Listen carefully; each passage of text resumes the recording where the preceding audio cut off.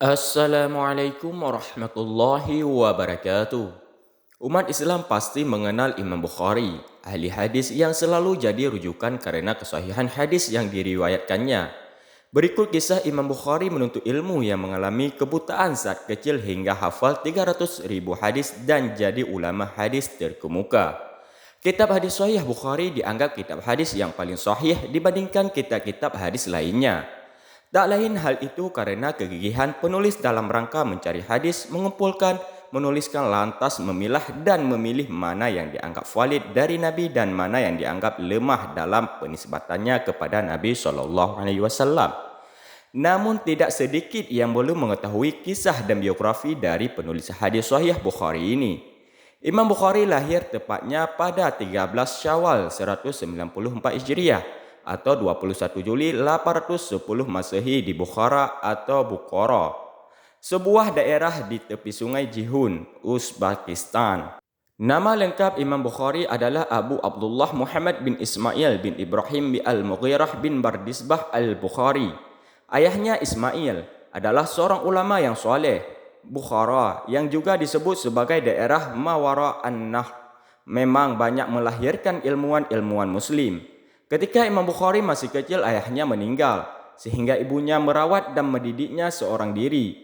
Biaya pendidikannya itu didapat dari harta peninggalan ayahnya, Ismail. Ayah dari Imam Bukhari ini tampaknya memang dari awal suka dan cenderung kepada hadis Nabawi. Ketika pergi haji pada tahun 179 Hijriah atau 15 tahun sebelum Bukhari lahir, beliau menyempatkan diri menemui tokoh-tokoh ahli hadis seperti Imam Malik bin Anas, Abdullah bin Al-Mubarak, Abu Muawiyah bin Salih, dan lain-lain. Tidak berselang lama Ismail wafat ketika Imam Bukhari masih kecil. Sebuah perpustakaan pribadi ditinggalkannya untuk Imam Bukhari di samping semangat untuk mengaji hadis. Dalam keadaan yatim, Imam Bukhari lalu diasuh oleh ibundanya dengan kasih sayang. Dibimbingnya untuk mencintai buku-buku peninggalan ayahnya. Bersama kawan sebayanya, Imam Bukhari belajar membaca, menulis Al-Quran dan hadis. Imam Bukhari ketika kecil mengalami rasa sakit yang teramat di kedua matanya, hingga akhirnya mengalami kebutaan. Keadaan tersebut terus dialami Imam Bukhari hingga suatu ketika Allah mengembalikan penglihatannya berkat usaha dan doa yang dipanjatkan oleh ibunya. Doa ibunda Imam Bukhari ternyata diijabah Allah Subhanahu wa taala dengan memberikan kesembuhan dan mengembalikan penglihatan kedua mata Imam Bukhari seperti semula. Dikisahkan, suatu malam ibunda Al-Bukhari tertidur dan ia bermimpi melihat Nabi Ibrahim alaihissalam. Dalam mimpinya Nabi Ibrahim berkata, "Wahai perempuan, sungguh Allah telah mengembalikan penglihatan putramu karena banyaknya tangisanmu atau banyaknya doa yang kamu panjatkan." Imam Bukhari mulai belajar hadis saat masih muda, bahkan masih kurang dari 10 tahun. Ketika Imam Bukhari berusia 10 tahun inilah Imam Syafi'i di Mesir itu meninggal, tepatnya pada tahun 204 Hijriah. Maka praktis Bukhari tak pernah bertemu dengan Imam Syafi'i. Imam Bukhari diberikan kecerdasan yang luar biasa oleh Allah Subhanahu wa taala. Imam Bukhari pernah mengatakan, "Saya mendapatkan ilham untuk mudah menghafal hadis saat itu saat masih di Kutab, tempat belajar baca tulis. Saat usia 10 tahun atau kurang setahun kemudian ia mulai menghafal hadis Nabi SAW. Pernah suatu ketika saat beliau berusia 11 tahun, mengoreksi soleh seorang ulama hadis bernama Ad-Dakhili saat meriwayatkan hadis. Ad-Dakhili meriwayatkan hadis dengan jalur sanad dari Sufyan dari Abu Az-Zubair dari Ibrahim. Lantas Muhammad bin Ismail berkata, "Itu bukan Abu Az-Zubair." Ad-Dakhili terkejut dan cukup marah dengan koreksi dari anak usia 11 tahun.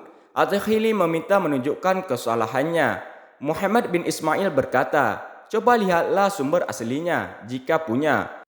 Bukan Abu Az-Zubair yang meriwayatkan dari Ibrahim, tapi Az-Zubair bin Adi dari Ibrahim."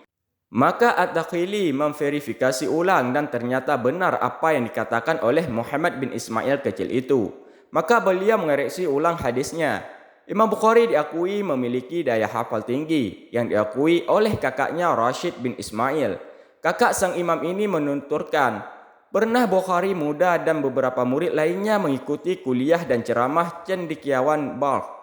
Tidak seperti murid lainnya, Bukhari tidak pernah membuat catatan belajar. Ia sering dicela membuang waktu karena tidak mencatat. Namun Bukhari diam tak menjawab.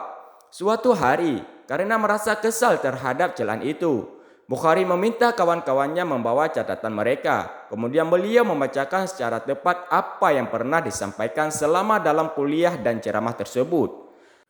Tercenganglah mereka semua lantaran Bukhari ternyata hafal di luar kepala 15.000 hadis, lengkap dengan keterangan yang tidak sempat mereka catat. Imam Bukhari pernah berkata, "Saya tidak akan meriwayatkan hadis yang kuterima dari sahabat dan tabi'in sebelum aku mengetahui tanggal kelahiran, hari wafatnya dan tempat tinggalnya. Aku juga tidak akan meriwayatkan hadis mauquf dari sahabat dan tabi'in, kecuali ada dasarnya yang ku ketahui dari kitabullah dan sunnah Rasulullah sallallahu alaihi wasallam." Al-Alamah Al-Aini Al-Hanafi berkata, Imam Al-Bukhari adalah seorang yang hafiz, cerdas, cerdik dan cermat. Ia memiliki kemampuan menjelaskan dengan jeli. Kemampuan mengingatnya sudah masyhur dan disaksikan para ulama yang siqah. Pada usia 16 tahun, Imam Bukhari telah menghafal banyak kitab ulama terkenal seperti Ibnu Al-Mubarak, Waqi' dan sebagainya. Imam Bukhari tidak berhenti pada menghafal hadis dan kitab ulama awal, tapi juga mempelajari biografi seluruh periwayat yang ambil bagian dalam periwayatan suatu hadis, tanggal kelahiran dan wafat mereka, tempat lahir mereka dan sebagainya. Muhammad bin Hatim Warraqa Al-Bukhari rahimahullahu menceritakan, "Aku bermimpi melihat Bukhari berjalan di belakang Nabi SAW. Setiap kali Nabi mengangkat telapak kakinya, maka Abu Abdullah atau Bukhari pun meletakkan telapak kakinya di situ." Hafal 300.000 hadis, Imam Bukhari hafal 100.000 hadis sahih, sanad dan matannya, serta hafal 200.000 hadis tidak sahih, sanad dan matannya. Sebagaimana pernyataan beliau, "Saya hafal 100.000 hadis sahih dan 200.000 hadis yang tidak sahih." Pada usia 18 tahun, beliau mulai menuliskan kitab Qadlaya al-Sahabah wal al-Tabi'in. Kemudian Muhammad bin Ismail ini pergi ke Madinah untuk mempelajari hadis dari para ulama di sana. Di Madinah, beliau menulis kitab At-Tarikh Al-Kabir, kitab tentang biografi para perawi hadis di samping makam Nabi Muhammad SAW. Hampir-hampir beliau menuliskan cerita tersendiri di setiap biografi ulama yang beliau tulis. Tapi khawatir terlalu banyak maka tak jadi beliau tulis. Imam Bukhari menulis biografi lebih dari 1000-an ulama dalam bukunya At-Tarikh tersebut. Imam Bukhari juga sholat 2 rakaat setiap menulis satu biografi ulama. Imam Bukhari belajar di Mekah dan Madinah, atau terkenal dengan nama Hijaz selama 6 tahun, yaitu dari tahun 210 Hijriah hingga 216 Hijriah mengembara ke sejumlah negara. Imam Bukhari terkenal gigih dalam memburu sebuah hadis. Jika mendengar sebuah hadis, maka dia ingin mendapat keterangan tentang hadis itu secara lengkap. Imam Bukhari harus bertemu sendiri dengan orang yang meriwayatkan hadis tersebut. Dalam mengumpulkan hadis-hadis itu, Imam Bukhari mengembara dan melanglang buana mulai daerah Mekah, Madinah, Syam, Baghdad, Wasit, Basrah, Bukhara, Kufah, Mesir, Harah, Naisapur, Qarasibah, Asqalan, Hims, dan Khurasan. Imam Bukhari kemudian menetap di Mekah dan Madinah selama 6 tahun, Kufah dan Baghdad. Tak jarang beliau bolak-balik ke tempat tersebut karena mendapati keterangan baru atau hadis baru. Menurut pengakuannya, kitab hadis yang ditulisnya membutuhkan jumlah guru tidak kurang dari 1080 orang guru hadis. Dalam salah satu perjalanannya kepada Adam bin Abu Ayas, Abu Bukhari kehabisan uang. Tanpa uang sepeser pun, dia hidup sementara dengan daun-daun tumbuhan liar. Perjalanan panjang itu akhirnya membuat sang imam dapat mengumpulkan sedikitnya 600.000 hadis dari angka tersebut. 300.000 diantaranya dihafal. Hadis-hadis yang dihafal itu terdiri atas 200.000 hadis tak sahih dan 100.000 hadis sahih. Imam Bukhari pernah dituduh berpaham Al-Quran itu makhluk dan dikucilkan masyarakat Naisabur dan Samarkand saat itu hingga jatuh sakit dan wafat. Mulanya pada tahun 250 Hijriah.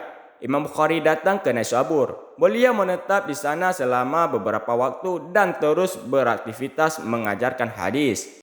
Muhammad bin Yahya Az-Zuhli, tokoh ulama di kota itu dan juga salah satu guru Imam Bukhari, mengatakan kepada murid-muridnya, "Pergilah kalian kepada lelaki soleh dan berilmu ini, supaya kalian bisa mendengar ilmu darinya."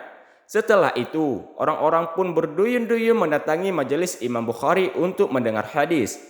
Ahmad bin Adi menuturkan kisah dari guru-gurunya bahwa kehadiran Imam Bukhari di kota itu membuat sebagian guru yang ada di masa itu merasa hasad atau dengki terhadap beliau. 1 bulan sejak peristiwa itu, maka orang-orang pun bubar meninggalkan majelis Imam Bukhari kecuali Imam Muslim bin Hajjaj dan Ahmad bin Salamah. Pada akhirnya, Imam Bukhari pun memutuskan untuk meninggalkan Naisabur demi menjaga keutuhan umat dan menjauhkan diri dari gejolak fitnah. Imam Bukhari menyerahkan segala urusannya kepada Allah. Allah lah yang maha mengetahui keadaan hamba-hambanya, sebab beliau tidaklah menyimpan ambisi kedudukan maupun kepemimpinan sama sekali. Imam Bukhari berlepas diri dari tuduhan yang dilontarkan oleh orang-orang yang hasad kepadanya.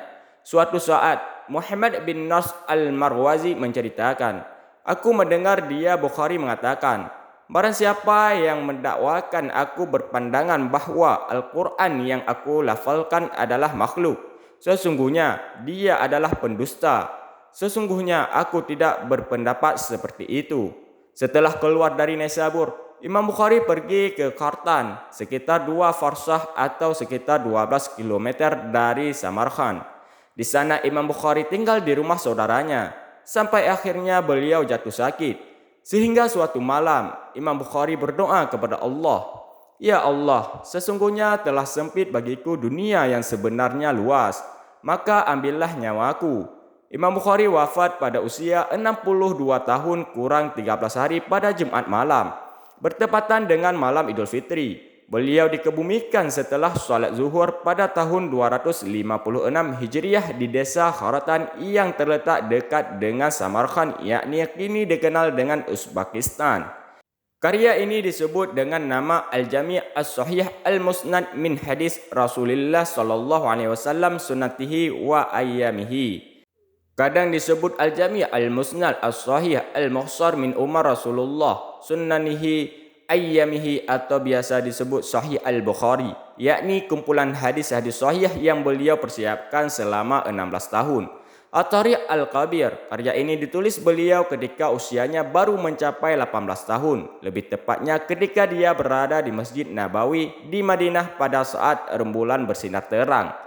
At-Tarikh As-Saghir, kitab ini dicetak melalui riwayat Abu Muhammad Zanjawiyah bin Muhammad An-Naisaburi. Al-Adab Al-Mufrad, kitab ini berisi akhlak dan adab Rasulullah sallallahu alaihi wasallam. Kitab ini telah tercetak bersama syarahnya.